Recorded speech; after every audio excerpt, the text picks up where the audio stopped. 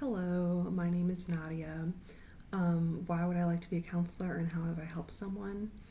I want to be a counselor because out of all the career options I've ever seen, it definitely makes the most sense to me.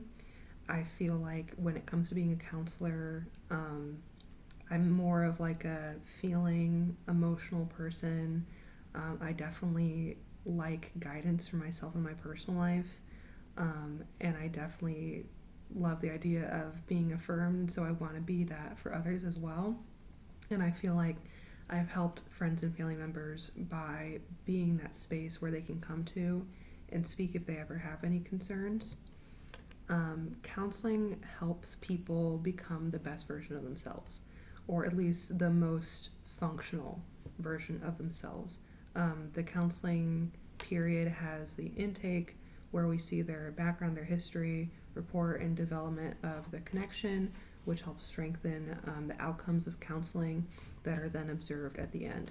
So, counseling enables an individual to become their most fully functional self by helping them get into a period of self actualization or a period where they are in tune with their thoughts, feelings, and behaviors, whether they're conscious and maybe in some cases subconscious, so that they can live better lives.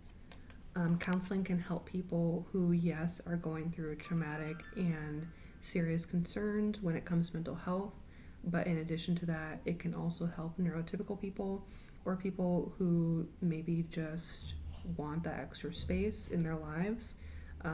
There's no limit or capacity on who can enter the counseling space or not. So it's available for everyone and it can help everyone. Someone might seek counseling because they have a more immediate concern, such as they've had a traumatic event and so they've been referred by somebody else. In addition, they could just be feeling off or feel like they don't really know what's wrong, but something is wrong and it could be connected to something, it could not, and they just want to talk about that with someone. But hurt is typically caused by something within the internal self not being fully aligned to where it should be.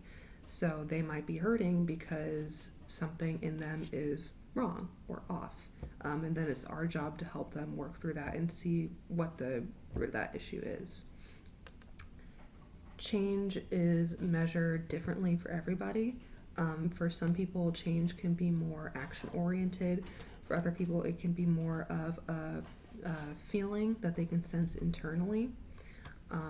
So change can be measured through hitting breathing goals, or let's see, when I say breathing goals, I mean through utilization of coping strategies and the development of them over time.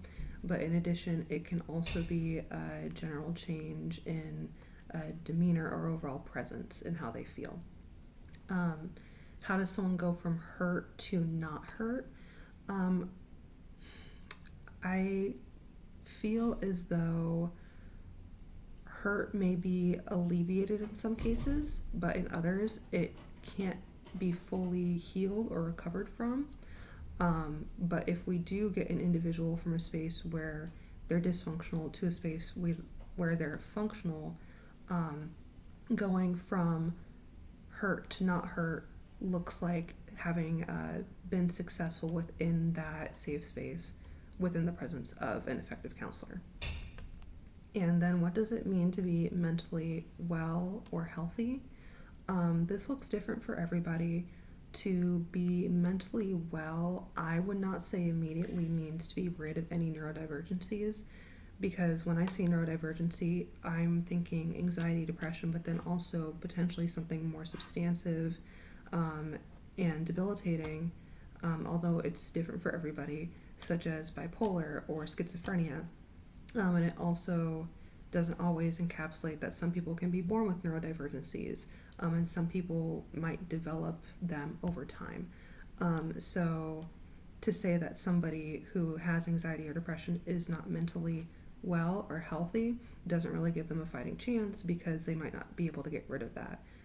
So again, I feel as though to be mentally well or healthy is dependent on the individual, but essentially means that they are able to function within their highest self or function at the best version of themselves. So, for example, I think of myself when I'm at my best and I'm most mentally well and healthy. I'm focused, I'm clear headed, I can organize my thoughts and feelings. But then, in addition to that, I also have ADHD, and that's a neurodivergency. So, if we're considering neurodivergencies to be unhealthy, then I can't become healthy. But I know that those symptoms or those behaviors that I've just listed, those thoughts, those components, characteristics that I've just listed, they can be affected by my mental status. So if I'm feeling a little bit worse off, those are going to decline. And so if somebody has any similar characteristics, we might be able to measure if they're feeling better or worse off through variation of their standard behavior. But to be well and healthy in general means that the individual is able to function well. And then, of course, one of the peak goals for counseling is self-actualization or full development of the self, which can look like becoming more involved in personal feats that help build the confidence and character of the individual so that they can be their best self.